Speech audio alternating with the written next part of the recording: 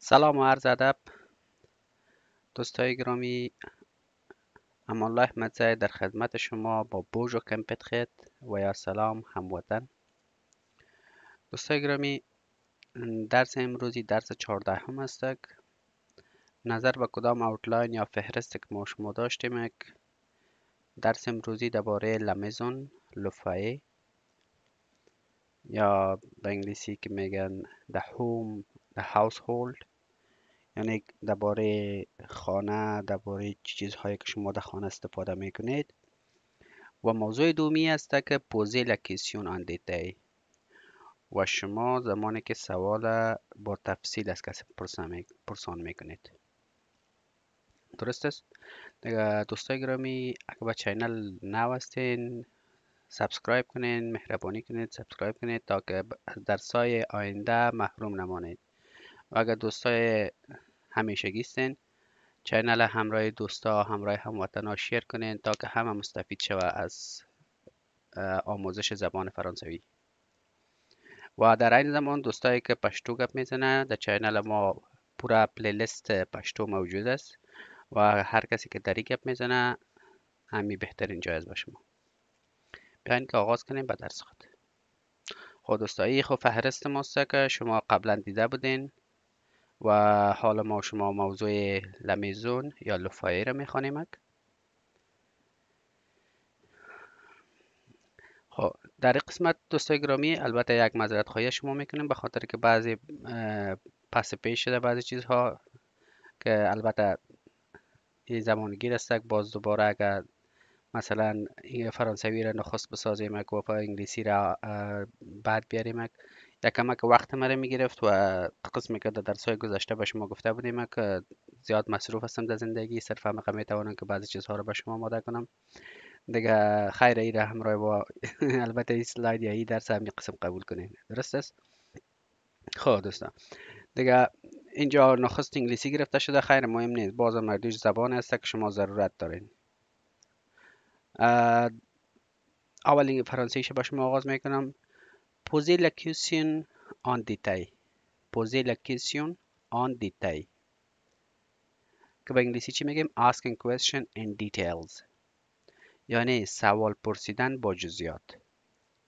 ببینین ما شما دو قسم سوال داریم. یک سوالی است که زمانی که از شما کسی میپرسد که به طور مثال کسی از شما میپرسد که آیا این شخص مرد است یا زن، صحیح است؟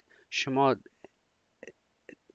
جزئیات برش ارائه میکنین که این مرد است یا خانم است یا و غیره و غیره. درست است؟ و این سوال است که شما با جزئیات به مردم جواب میدین و بعضی اوقات سوال ها یا بعضی سوال ها را شما روبرو می شوید که او فقط بله و نه خیر می باشه. شاید متوجه شده باشین بعضی جای ها که یگان فرم پر میکنین در مقابل سوال بر شما یس و نو یا وی نو نوشته است. درست است نه؟ بله و نه خیر. پس همین موضوع است که به شما گفته شده که با جزئیات که به این معنا که وقتی که از شما کسی میپرسد این نوع سوال ها را شما مجبور هستین که جزئیاتش بیشتر بگوین.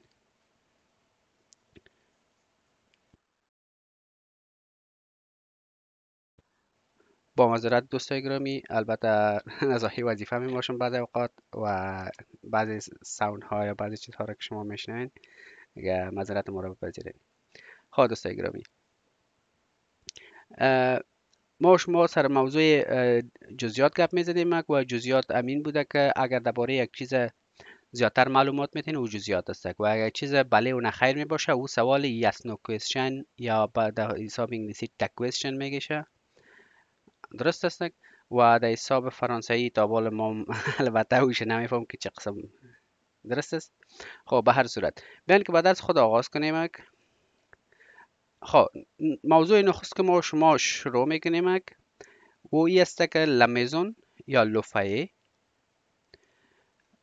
که انگلیسیش the home یا household است. امی موضوع را به شما قسم ما ساختیم که شما میتونید که امی سوال ها را یا امی کدام موضوعی که پوزی لکسیون آن دیتای پرسیدن سوال با جزئیات در اینجا استفاده میکنیم و در اسلاید های بعدی همچنان. درست است؟ خب به طور مثال شما از کسی پرسان میکنین که آدرس شما چی است. Quelle est votre adresse? Quelle est votre adresse? Quelle est votre adresse? دوستای گرامی به خاطر 2 بار 3 بار تکرار میکنم، به خاطر که کسایی که میخواد که تکرار یا امو پرونانسیشن یاد بگیرد، از امو خاطر 2 بار 3 بار یک موضوع رو به شما تکرار میکنم. معنایش چی است؟ آدرس شما چیست یا آدرس شما کجا است؟ Quelle est votre adresse؟ که با انگلیسی چه قسم میگه؟ What is your address؟ درست است؟ خب به نوع دوم که شما سوال میتونید او چه قسم است؟ او habitez-vous؟ او habitez-vous؟ او habitez-vous؟ یا شما میتونید که به این نوع سوم نیز همین سوال از مردم بپرسید. او vivez-vous؟ او vivez-vous؟ کجا زندگی میکنید؟ یا کجا کجا زندگی میکنید یا کجا بوده باشتان است؟ به این قسم. درست شد که ترجمه انگلیسیش نیز به شما نوشته است به طور رسمیش و بلردیش رسمی است. درست است؟ سوال بعدی که است اگر شما پرسان شود که از کجا هستین، پس چه قسم سوال میشه؟ d'où venez-vous؟ d'où venez-vous؟ از کجا آمدید شما یا از کجا هستین؟ درست است؟ از کجا هستین؟ و قسم دوم که شما سوال کرده میتونید، خب اول گفتیم که d'où venez-vous؟ درست است؟ و قسم دومش قسم است که شما غیر رسمی از کسی سوال میکنید. d'où viens-tu؟ d'où viens-tu؟ d'où viens-tu؟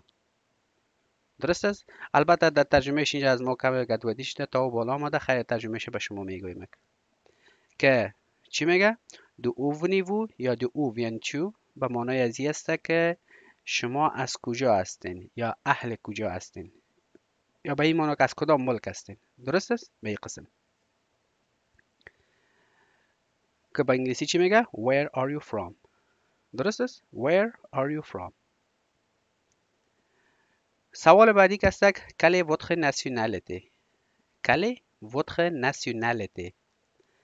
quelle est votre nationalité؟ درست است؟ که چی؟ what is your nationality؟ what is your nationality؟ درست است؟ باز هم ای به شما قسم میگه دوستای گرامی، بعضی جایها پیش ما اشتباه شده، ترجمهش البته گدواد است، خب خیر معذرت ما رو بپذیرید، مثل قبلا به شما گفتم دیگه شاید فکر ما نبوده یا گدودی شده، به خاطر حالیه دوباره من تا که دوباره کامپیوتر وظیفیم نه آپلودش کنم و دوباره ای را آماده بسازم و پس دوباره باز به کامپیوتر خود بیارمش. البته زمانگیر است، به می خاطر دیگه دست زده نتونستم و همین قسمی که بود پیش رفتیم. درست است؟ خب اینجا از پرسان شده که کلی واتخ ناسیونالیتی، ملیتتان چی است؟ ملیت شما چی است؟ که دری شاید این قسمت آمده با معذرت. درست است؟ ملیت شما چی است؟ که به انگلیسی چی میگه؟ What is your nationality؟ و سوال بعدی که است Quel est votre pays d'origine؟ Quel est votre pays d'origine؟ با این طریقه و یا با طریقه دوم نیز امی عین سوال پرسیده می شود. D'où êtes-vous originaire؟ D'où êtes-vous originaire؟ D'où êtes-vous originaire؟ درست است؟ به انگلیسی میگه What is your country of origin؟ یا شما اهل کجا هستین و یا شما از کدام کشور هستین، به این قسم که اینجا معنایش است. درسته دوستای گرامی؟ دیگه بعضی دوستا خود گفت که چرا این قسم سوالا رو شما در اسلاید آوردین؟ به خاطر که به زیادتر جایا شما میروین، به طور مثال یک جای رندیو دارین در شمیدسه یا پرخافیکتیو یا هر جایی که باشه، از شما پرسان میگه کلی بود خیادرس، پس به طور مثال جواب از این من براتون از خود بگویم که زمانی که من در فرانسه بودم پس من به این قسم میگفتم 243 20 بولوارد جون جورس بولون بیانکور. اگر میخواستی که زیب کودشون بگویی که تو خواندوز سان به این قسم دیگه. اگر از شما کدام سوال عین چیز میشه یا از پیش شما سوال میشه او ابیتی وو یا او وی وو عین موضوع است. درست است. پس شما به می قسم برشان نمبر کوچهتان آدرستان مکمل برش میگین و به می طریقه میتونید که مشکل خود حل بسازید. در سلایدی که حالا شما مشاهده میکنید در اینجا یک موضوع دیگر به شما گرفتیم که او هم بسیار مهم است. چرا مهم است؟ به خاطر که روزمره ما شما به این ضرورت داریم. ببینید موضوع الیاس، الیا چه قسم تلفظ میگن؟ الیا که معنای انگلیسی چیه؟ there is and there are. یا چی را نشان میده؟ وجود دارد یا وجود داشتنه. درست است؟ به طور مثال شما به یک جای میروین و به طور مثال شما میرین اوشن سودا میخرین، در عین زمان از فامیلتان کسی زنگ میزنه میگه آیا نان هست اونجا؟ شما میگین بله اینجا نان وجود داره. درست است؟ کمی الیا را استفاده میکنین. یا از شما میپرسن که آیا اونجا تلفن آیفون در اوشن موجود است؟ شما میگین بله اینجا تلفن آیفون وجود داره. درست است؟ به این قسم دیگه این کلمات است و یا جملات است که روزمره شما ضرورت دارین. خب باز همچنان مثل که در گذشته ها ما شما درس پازیتیو، نگاتیو و کیسیون خوانده بودیم، همراه از این عین موضوع است. زمانی که شما مثبت گپ میزنید چی میگین؟ الیا وجود دارد که به انگلیسی چی میگیش؟ there is یا there are. زمانی که شما منفی سخن میگویید، منفی سخن گفتن دوستا به این معنی است که در جمله تا نمیگویید و یا نه خیر میگویید. درست است؟ به طور مثال من میگویم که نه خیر، یا به طور مثال میگویم که اینجا تلفن وجود ندارد. امین ندارد که شد نگاتیو شد، منفی شد. درست است؟ و زمانی که شما خود سوال میکنید خب به همه تان معلوم است. پس حالا بیاین که تلفظات از این یاد بگیریم. وقتی که شما تلفظ میکنید که وجود ندارد چه قسم میگن؟ ان یا پا. ببینید ال نیاپا اگر سلو میگید، ولی در عموم شما چه قسم میگویید؟ ان یا پا وجود ندارد. زمانی که سوال میکنید یاتیل وجود دارد، آیا وجود دارد؟ پس انگلیسی چی است؟ is there یا are there. با شما دو مثال دادیم و مثال های بیشتر از این در سلاید های آخر به شما گرفته شده. شما میتونید که اونجا پرکتیس بیشتر کنید. ببینید اگر شما بگویید که il y a 3 chambres dans la maison، به طور مثال شما یک خانه می روین، یا به طور مثال شما در یک جای به حیث یک آژانت ایموبیلیه کار میکنید یا به حساب ما شما در حساب پراپرتی کار میکنین و شما به کس خانه را نشان میدین، به چه قسم میگین؟ il y a 3 chambres dans la maison. اینجا 3 اتاق در چی است؟ در خانه وجود دارد، یا در خانه 3 اتاق وجود دارد.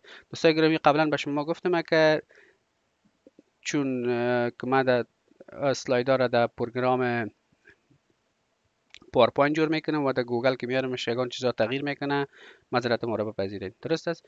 و به انگلیسی چه قسم میگین؟ there are 3 bedrooms in house یا in the house. عین موضوع جمله دیگه که با شما جور کردیم که او چی است؟ il y a 3 mois que j'habite à Paris. il y a 3 mois que j'habite à Paris. il y a 3 mois que j'habite à Paris. I have lived in Paris for 3 months. درست است؟ میگه من 3 ماست که در پاریس زندگی میکنم، یا 3 ماه میشود که من در پاریس زندگی میکنم. درست شد؟ مثال های بیشترش در سلاید های بعدی است. دوستای گرامی تشویش نکنین. حالا بعضی اوقات بعضی حالات می آید که به طور مثال شما در مترو هستین، در بس هستین، در تخم هستین، یا کمک نگران معلوم میشید یا کم مریض معلوم میشید یا سرطان زفت می آید یا یگان چیز، هر موضوع شده می تواند و امو کسی که مقابلتان است یا کسی که در مترو همراهتان است که او شما را ناراحت میبینه، پس در این صورت آنها چه قسم از شما میتونه که سوال کنه؟ درست است؟ پس از شما سوال میکنه کس که لیا، کس که لیا، کس که لیا، کس که لیا. به انگلیسی چی میگه؟ What's wrong؟ موضوع چی است؟ درست است؟ یا بعضی اوقات اینها قسم نیز استفاده می شود که مثلا شما به یک کسی بسیار زیرک و یا بسیار متوجه میشین، چشمایتان میدوزین و سون از زیاد سعی میکنین، آنها شما پرسان میکنه کس که لیا، چی گپ است که چقدر سیل دارین و یا چی گپ شده؟ پس جواب از پس دوباره چی است؟ اگر شما چیز موضوع ندارین، مشکل ندارین، چیز نیست، t'inquiète pas، t'inquiète pas، je vais bien، t'inquiète pas، je vais bien، don't worry I am fine، نگران نباش من خوبم و یا خوب هستم. درست است؟ خب بریم دوستا به اسلاید بعدی. باز هم در این اسلاید البته دوستای گرامی قسم به شما درس تهیه ساختیم که هم شما میتونین که سوالات کار کنید و هم بعضی لغت ها رو یاد بگیرید و این لغت ها را دوستای گرامی بسیار مهم است براتان، به خاطر که شما میتونید خانه کرا بگیرین، مثال خانه بخرین و بعضی اوقات قسم یا چیزی می شود که دروازه تان میشکنه و یا مثال گپ دروازه تان بند نمیشه، دروازه تان قفل نمیشه، شما میتونین که مول صاحب خانه را زنگ دین و یا غیره و غیره و شما از او طریقه میتونین که حل مشکلتان کنین همراه مردم. درست است؟ پس شما در اینجا میتونین که تمام این لغت ها را یاد بگیرید. درست است؟ خب وقتی که شما پرسان میکنین که ورودی کجاست یا دروازه دخولی کجاست، چه قسم میگین؟ وی لانتخه، وی لانتخه. به طور مثال شما یک جای رندیو دارین در یک انتبخیز یا در کدام کمپانی و شما میرین برای اینترویو اونجا، پس امو کسی اچار یا کسی که به شما زنگ زده شما از او پرسان میکنید، میفهمین نه یک ساختمان چندین دروازه داشته میباشه، پس شما میتونید زنگ دینش وی لانتخه، کجاست ورودی یا دروازه که ورود میشین یا دروازه که شما داخل میشین، وی لانتخه. به انگلیسی چی میگه؟ Where is the entrance؟ ورودی کجاست؟ دروازه دخول شدن در کجاست؟ همچنان مثلا شما در یک هتل هستین، در یک جای هستین، پرسان میکنین Où est la salle de séjour؟ Où est la salle de séjour؟ مثلا salle de séjour چی رو میگه؟ family room یا هال میگه. درست است؟ هال مثلا یک سالون به زبان عامیانه ما شما. یا لغت بعدی که هست شما میتونین که همراه سالون استفاده کنین و لا سالون و لو سالون لیوینگ روم، مثلا اتاق نشیمن پرسان میکنین کجا هست. دوستان گرامی این زیادتر جای استفاده میشد، مثلا به طور مثال بعضی هتل هاست که عین موضوع را دارد، مثلا اتاق نشیمن دارد، اتاق بازی دارد، اتاق مثال گپ دفتر دارد، مثال اتاق خواب دارد، آشپزخانه دارد و غیره و غیره. یا میتونید که شما مثلا یک جای یک خانه را کرا میگیرین، درست است، و به این طریقه شما میتونید که سوال های خود پرسان کنید. درست است. پس به این طریقه شما میتونید که سوال هایتان همراه هر کدام از این تکرار کنید. خب حالا لغت های بعدی رو به شما تکرار میکنم و باقیش شما خودتان میتونید که همراه اینها سوال ها بسازید. مثلا اگر شما بگوین که دفتر کجاست، اوی لبیغو، اوی لو بیغو. بیغو دفتر میگوید، به انگلیسی آفیس است. اوی لا شامبر، اوی لا شامبر که bedroom میگه، اتاق خواب میگه در کجاست. اوی لا سال ا مانژر، اوی لا سال ا مانژر. دینینگ روم اتاق غذاخوری میگه کجاست. اوی لا کوزین، اوی لا کوزین. کیچن آشپزخانه کجاست. اوی لو گاراژ، اوی لا لو گاراژ. گراژ میگه کجاست؟ گراژ خب گراژش یک موتر است، ما شما پارک میکنیم. و لاتولیه، و لاتولیه دوستا، اتولیه ورکشاپ میگه یا کارگاه که به زبان ما شما کارگاه میگوییم. ولی ورکشاپ یا اتولیه کدام قسم چیز به فرانسوی میگوید؟ ببینید دوستا، یکی ورکشاپ هست که مثلا موترها را میسازه، او ورکشاپ موضوع نیست اینجا. ورکشاپ یا چیزی را میگوید که اگر متوجه شده باشین کدام خانه هایی که خرد خرد مثلا کوتی پوش می باشه، کوتی را خب میفهمید که طالاقش مثل مثلث واره می باشه، آنها بسیار زیاد اتاقها نمیده داشته باشند. در پشت اولیشون یک اتاقک خرد جور کرده می باشه، در او مثلا بعضی چیزها را ذخیره میکنه، به طور مثال واتر پمپ، به طور مثال یگان جاروی برقی اضافه گیره، یا یگان سامانه کامبریولاژ دوستا چیز را میگه مثلا رنج و غیره و غیره و غیره را. درست است؟ این چیزا را که در اونجا ذخیره میکنن، اینمی اتاقک چی میگه؟ لاتولیه. لاتولیه. درست است؟ لغت بعدی که است لوغیه. لوغیه، لوغیه، لاندری، خشکشویی. لو سوسول، لو سوسول، بیسمنت، زیرزمینی. لو گرانیه، لو گرانیه، لو گرانیه، ادک، ادک، اتاق زیر شیروانی میگنشه، یا به هر صورت. البته ایره میخواستم که به شما عملی نشان بدم که ای چی هست.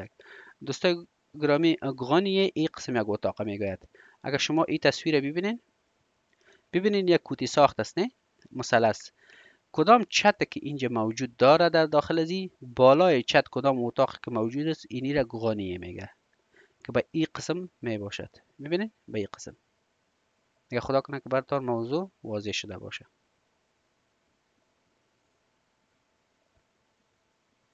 درست است؟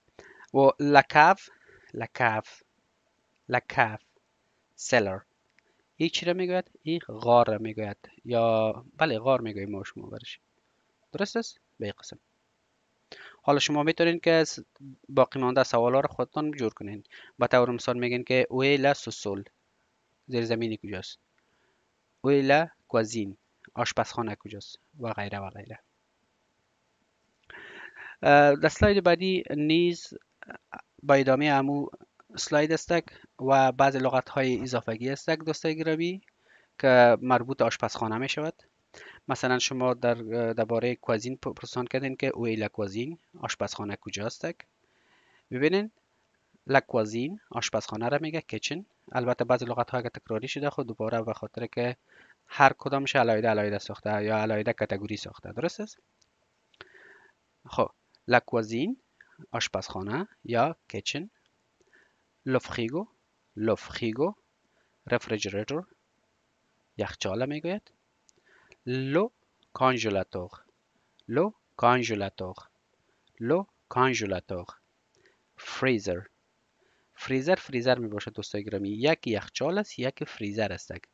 درست است؟ فریزر او است که هر چیز یخ میزنه یا یخ بندان نگاه میکنید. خب دیگه لغت بعدی که است لویه، لویه، لویه، سنک، کاسه کاشی یا دستشویی.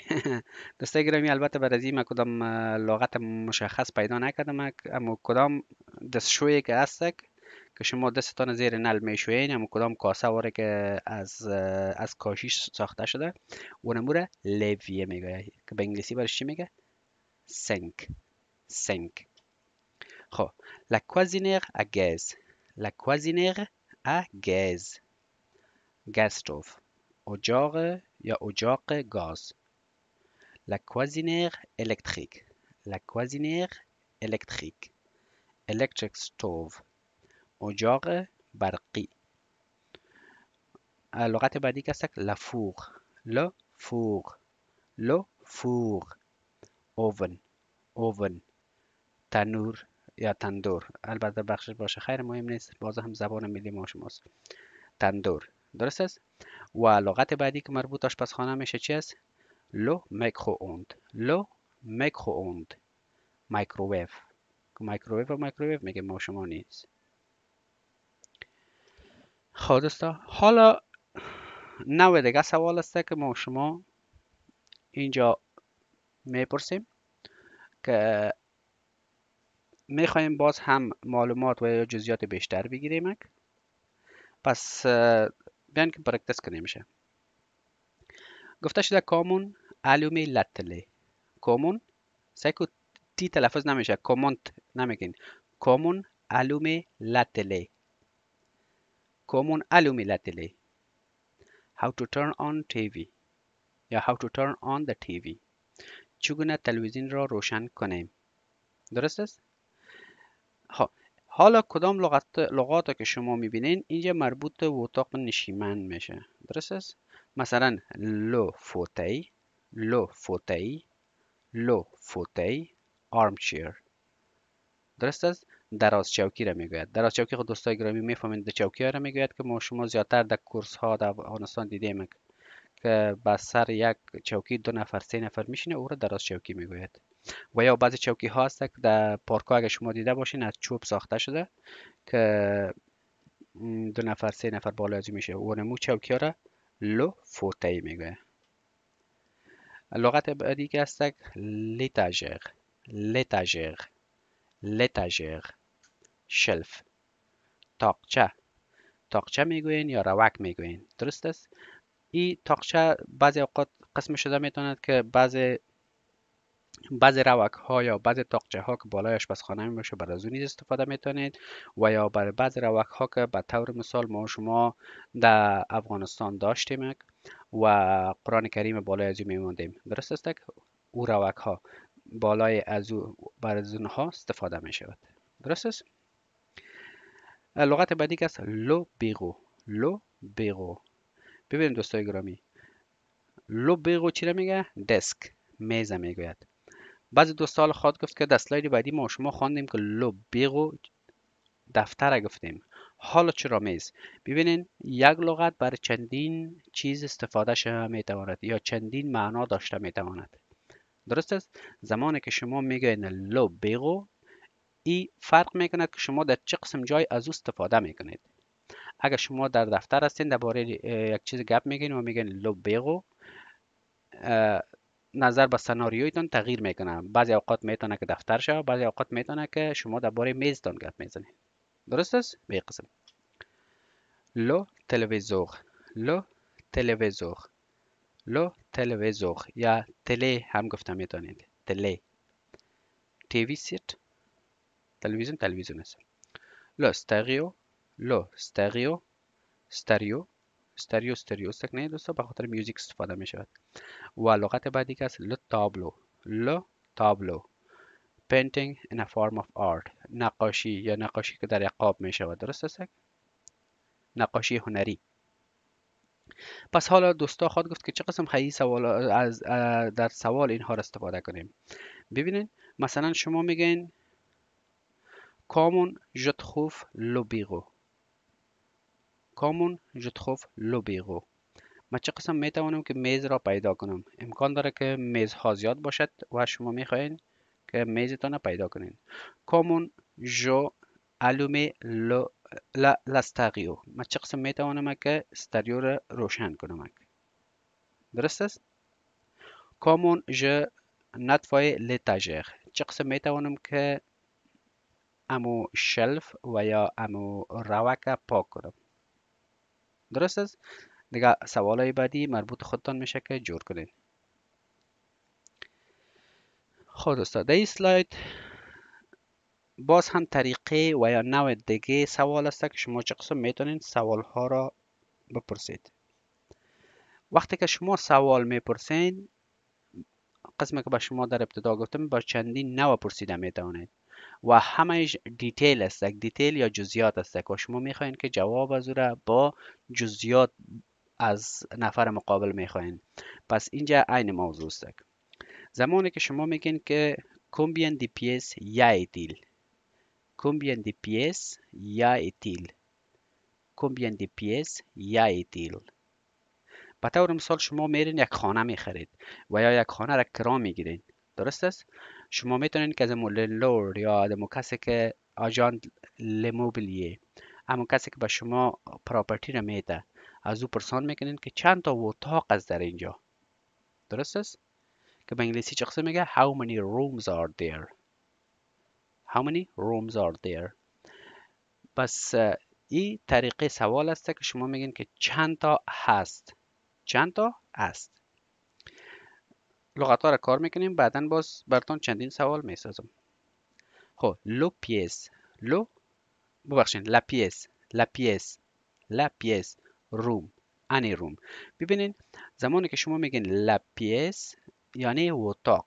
این اتاق که شد هر اتاق شده میتونه. به طور مثال در یک خانه چندین اتاق می باشه. مثلا آشپزخانه هم یک اتاق گفته میشه،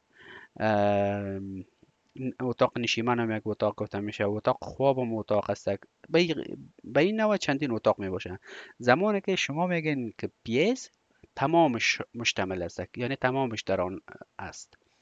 و اگر بگوین که اتاق خواب با چی استفاده میکنین؟ لا شامبر، لا شامبر. ببینین ایره bedroom یعنی دیگه اتاقا نه، not any other room یا not any room. درست است؟ و اگر شما بگوین که la chambre à coucher، la chambre à coucher، bedroom very specific. ببینین اینجا شامبر اتاق خواب گفتین ولی مشخص نساختین شه. امکان داره که اتاق خواب کمتون شما برای دفتر هم استفاده کنین، بعضی چیز مثلا بعضی اوقات بنشینین هم. وقتی که شما بگین لا شامبر کوشه، این بسیار مشخص شد که فقط به خاطر خواب است. صحیح؟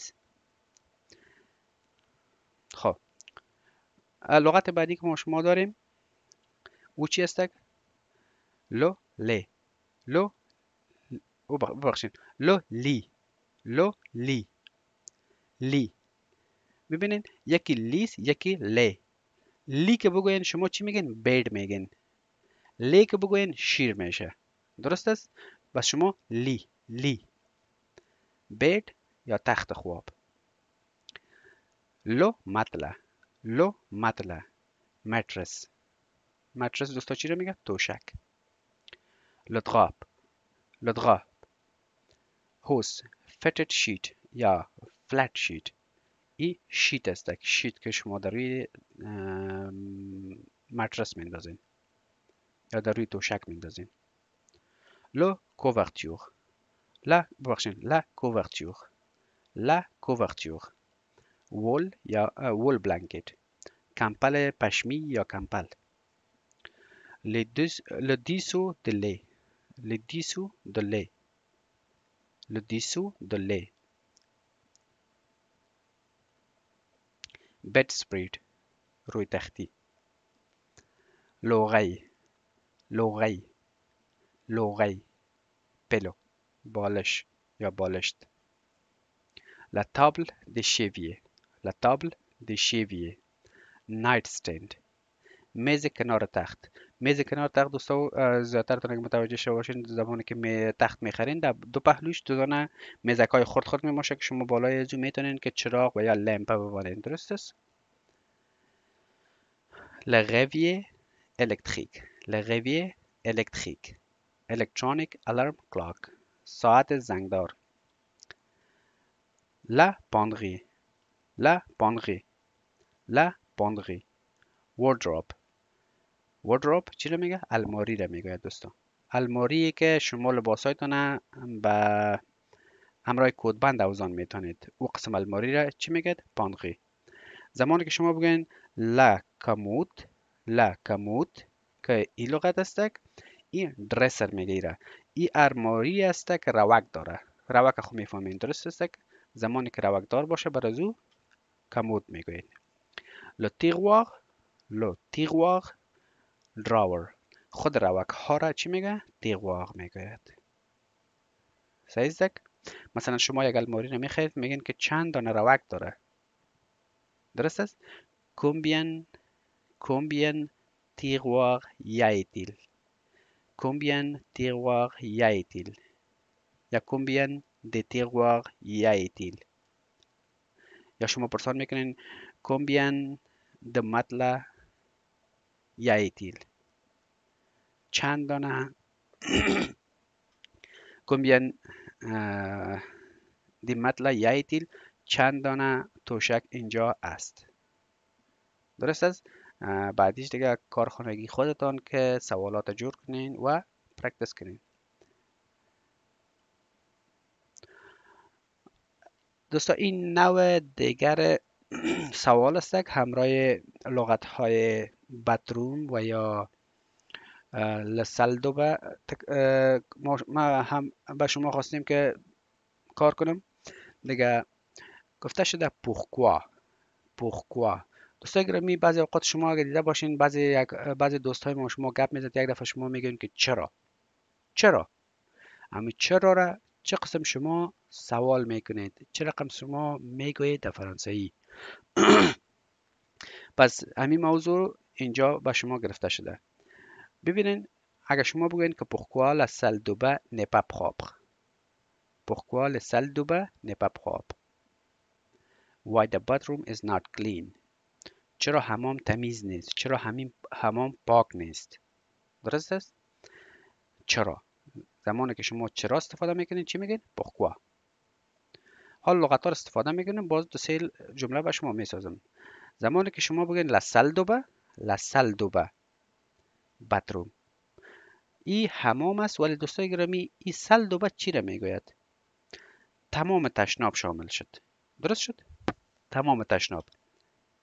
اگر شما بگوین لبنواغ بد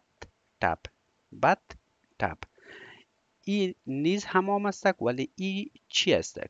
اگر شما در بعض فیلم ها دیده باشید که به طور کاسه به طور کاسه بردار میگم دیگه، بله، یک چیز بزرگ است که از او پر میکنه و در بینش یا مرد یا خانم یا زن خو میکنه و خود قف میگیره و خود را میشوید، شستشو میکند. اونمو را بنواغ میگوید. درست شد؟ لدوش شاور است، شاوری که بالای سرتان است و شما خود میشوید. لو کغلاژ تایل، ای کاشی است. کاشی را چی میگه؟ کغلاژ. درست است؟ لو لوابو سنک. ببینین لوابو و دو قبلا که ما شما خواندیم لویه عین موضوع است، چیز است که شما دستتان میشوین. اما کدام دستشویه که در پایینش امو ساختمان و یا کدام کاسه مانند کاشی است که و دستتان میشوین آبش دو میراد، اون را لوابو میگوید. درست است؟ برای آشپزخانه نیز استفاده شده میتواند. ل تویلت تایلت خود میفهمین که تشناب است. حالا شما میتونید که چه قسم سوال بسازین همراه pourquoi. به طور مثال شما یک جای میرین، یا به طور مثال شما کس را میخواهید به خانهتان بعض نل دوانی کنه و یا چیز کنه. درست است؟ و در عین زمان از پیش از ها چیز میشکنه. فکر کنین که چی؟ کغلاژ شکست. همین کدام کاشی کس از پیش شکست. شما چه قسم سوال میکنین؟ pourquoi le carrelage est cassé. pourquoi le carrelage est cassé. چرا کاشی شکست. pourquoi le lavabo ne marche pas. چرا امی دستشوی کار نمی کند. pourquoi le baignoire est vide. چرا امی بد و یا امی حمام که است خالی است. باقی ماندهش کار خانگی شما که کار کنید. درست است؟ مثل که قبلا به شما گفتم که شما تکرار میکنین که جملات اینجا است و اینجا نیست و آیا اینجا وجود دارد. اینجا شما میتونید که استفاده کنید. ببینین il y a 4 pièces dans ma maison. il y a 4 pièces dans ma maison. اینجا 4 اتاق در خانه من است. 4 اتاق. درست است؟ پس ببینین لغت ها رو به شما میگم، بعدا باز شما میتونید که جملات جور کنید. خب لاله درایوی میگه یا پتوی میگه. این مسیر است که شما مثلا یکی گراج است، یکی پارکینگ است که شما در خانه تان دارین. کدام پارکینگی که بالاش پوش نداره و یک قسمت جای است که یا مثلا کانکریت کردین یا قیر انداختین و موترتان اونجا استفاده میکنین، این میره لاله میگوید که به انگلیسی چی میگیش؟ درایوی یا پاتوی.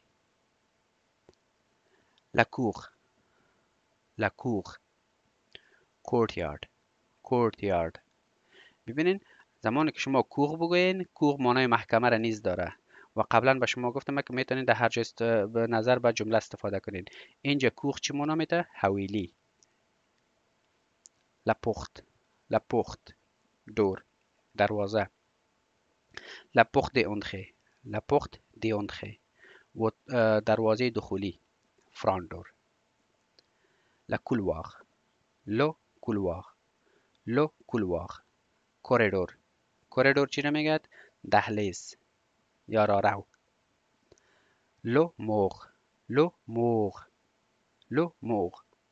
وال، دروازه دیوال میگوید. لو تپی، لو تپی، لو تپی. کارپت، کارپت دوستای گرامی قالین یا قالینچه، درست است؟ برای قالین شما استفاده میتونید. زمانی که بگوین لاموکت، لاموکت، وال تو وال کارپت، این موکت را میگوید که از یک دیوال تا دیگر دیوال ما شما فرش میکنیم. دوستای گرامی قالین خودتان میفهمین که قالین اصلی است و موکت که است امی کدام موکت هایی که ما شما در روی خانه میندازیم زیر قالین، اینی را موکت میگوید. لشیمینه، لا شیمینه، لا شیمینه، فایر پلیس. دوستا این شیمینه ببینید در معنا براتون گفته شده که جای آتش روشن کردن مانند چری، بخاری، درست است؟ لا فونتر، لا فونتر، ویندو، کلکین را میگوید. لو غدو، لو غدو، کورتن، کورتن، پرده. لیتاژ، لیتاژ، فلور. ببینین لیتاژ دوستای گرامی زمانی که فلور گفتیم این فرش نیست، این منزل است مطلبش، درست است؟ یا طبقه به این قسم، طبقه ساختمان. لو پلافوند، لو پلافوند، سیلینگ، سقف و یا چت ما شما میگیم نه. لاسانسور، لاسانسور، درست است؟ لاسانسور چی رو میگه؟ الیویتور، الیویتور، آسانسور و یا لفت ما شما لفت میگیم نه. لسکالیه، لسکالیه، اسکالیه دوستا ستیر کیسز، این زینه یا زینه ها را میگوید. ببینید یکی زینه است که ما شما مثلا از چوب میسازیم و یا آینی میسازد برای استفاده شدن بمب و یا و غیره و غیره. زمانی که او چوبی یا چی باشه او را ایشل میگه، ایشل. این کدام زینه های است که اسکلیه؟ زینه هایی است که مثلا در بین در داخل ساختمان و در داخل خانه ها می باشد، درست است؟ و لغت بعدی که لو کاغلاژ است. کاغلاژ قبلا ما شما خواندیم که چیست؟ کاشیکاری. زمانی که شما جمله جور میکنید ببینید جملات مثبت است. مثلا میگن الیا کتخ تپه دن میزون، اینجا 4 قالین است در خانه من. الیا الیا کتخ فونتر دن سه شامبر، اینجا 4 کلکین است در این اتاق، درست است؟ مثلا شما میگن که اینجا پرده وجود نداره. il n'y a pas de rideau، il n'y a pas de rideau، اینجا پرده نیست یا پرده وجود ندارد. میبینین؟ یا بگوین که مثلا در این ساختمان چند منزل است. il y a 12 étages dans ce immeuble، در این ساختمان 12 منزل است یا 12 طبقه است. بعدی شما خودتان کار کنید، درست است؟ اگر شما سوالیه جور میکنید میتونید یا تیلد کوخ، یا تیلد کوخ، آیا اینجا حویلی وجود دارد؟ به این قسم. این هم به ادامه مو سلاید گذشته است. il y a 4 pièces dans ma maison، مثلا شما میتونید که همراه هر لغت استفاده کنین. لغت ها رو به شما میخوانین و شما خودتان تکرارش خودتان کنین. لپیس، لپیس، روم یا اتاق، ببخشین دیگه، البته در وقت تایپ کردن از ما اگر اشتباهات کشته با بزرگواریتان ما را ببخشین. درست است. خب لانخه، لانخه انترنس دخولی یا ورودی. لموبل، لموبل، لموبل فرنیچر. بعضی ببینین ما شما مبل فرنیچر میگیم کنه انه مبل یا لموبل، امی خود مبل که گفتین فرنیچر شده. لو وزیناژ، لو وزیناژ نیبرهود. درست است، همسایه یا محله، کسایی که با شما همسایه هستند. البته دوستا کم پس پیش شده، ببینید اینجا اول پشتوست، اینجا دریشه، شما میتونید که از اینجا استفاده کنید. خب لو وزیناژ. سلوی، سلوی. خب دوستا بعضی فعل نیز آمده در بینش، تو واش یعنی شستن. به خاطر خب بعضی لغت ها خیر تکراری آمده یا بعضی لغت ها فعل آمده. خب لا کوزین، لا کوزین کچن آشپزخانه. کوزینه، کوزینه. ببینید به خاطر که اینجا آشپزخانه آمده در زیرش هم فعل آمده که یعنی شما اونجا استفاده میکنین. کوزینه تو کوک یعنی آشپزی کردن. لو پلاکار، لو پلاکار کلوزت پنتری. این الماری لباس است و یا الماری است که شما غذا را در او ذخیره میکنید. اگر بر لباس باشه شما میتونید که همراه کودبند لباس را اوزان کنید. این رقم الماری را میگوید. در بین دیوالا می باشه. درست است؟ در خود دیوال که نصب می باشه یا از دیوال جور کرده می باشه او الماری را چی میگه؟ پلاکار. ل شوفاژ، ل شوفاژ. شوفاژ دوستا چی را میگه؟ هیت یعنی گرمی یا گرمایش. وقتی که شما میگین که شوفاژ معنای از این است که گرمایش. اگر شما درباره مرکز گرمی گپ میزنین باز مرکز گرمی چی میگه؟ ل رادیاتور، ل رادیاتور رادیاتورز مرکز گرمی. شما این رادیاتور میتونین که به لیتر موتور نیز استفاده کنین. درست است؟ مرکز گرمی. شوفه، شوفه تو هیت حرارت دادن و یا گرم کردن فعل است. ل دیسجنکتور، ل دیسجنکتور، ل دیسجنکتور بریکر. ای چی است؟ ای فیوز است، فیوز برق. درست است؟ فیوز برق خودتان میفهمین دیگه. ا اسپیراتور، ا اسپیراتور، ا اسپیراتور واکیوم کلینر جاری برقی را میگوید دوستا. نتوای، نتوای تو کلین پاک کردن میگوید. درست است؟ پاک کردن. ا بالکون، ا بالکون، بالکون بالکون است دوستا. مثلا برنده میگوین بعضی ها بالکون میگوید. ا جاردن، ا جاردن بعضی ها یارد میگه، بعضی ها گاردن میگه در انگلیسی، که چی است؟ باغچه. مثلا شما در فرانسه هستین زندگی میکنین، بعضی مردم حتی اگر در بلند منزل نیز میباشه در بیرون در کلکین خدا یک دونه باغچه‌ک جور کرده که اینی میره ژاردن میگوید. سوسول باز همین تکراری آمده. سوسول بیسمنت یا سلر زیرزمینی را میگوید. خب لاشیمینه، لاشیمینه فایرپلیس یا شیمینه که ببینین شیمینه دوستای گرامی قبلا به شما گفتم که بخاری و چری را میگوید و شیمینه برای دودرو نیز استفاده میشه. خب اما کدام دودی که از چری و بخاری میبراید اون برای زو نیز استفاده شده میتواند. لو کولوا، لو کولواغ، لو کولواغ، لو کولواغ کوریدور یا دهلیز میگوید. اپایسون، اپایسون دورمات. ای پایپاک دهن دروازه را میگوید. اما کدام پایپاک شما دادان دروازه میندازین به طور مثلا از باران میاین و مثلا وطن ما شما گل و گپا می باشه که میاین پایتون رو پاک میکنین، همین پایپاک پایسون میگه. لو پورتمانتو، لو پورتمانتو کوت هنگر کوت بند میگه دوستا، کوت بند. باز هم عین موضوع دوستای گرامی شما میتونید که جملات همراه DRS, DRR و یا الیا جور کنین. درست است؟ به طور مثال من میگم که الیا ا اسپراتور، اینجا یک جارو وجود دارد. درست است؟ il y a trois balcons. اینجا 3 دانه بالکن وجود دارد.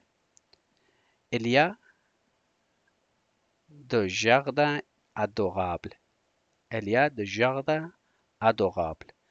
یعنی امی کدام باغچک استک دلپذیر استک به این قسم. و بعدیش به شما میگذارم که خودتان کار کنین. دیگه دوستای گرامی، اینجا درس ما به پایان رسیده. باز هم طور معمول که دویتیود به شما میگم که در آخر درس ببینین بوات دسکریپشن همین کدام درس که ما میخوانیم پی دی افش لینکش میباشه اونجا، شما میتونین که دانلود کنین و کار کنین. اگر کدام سوال، انتقاد، پیشنهاد داشته باشین بنده در خدمتتان میباشه. پس اینجا از شما رخصت میخوایم و شما را به خدای یکانه و یکتا میسپارم. خدا حافظ و نگهدارتان.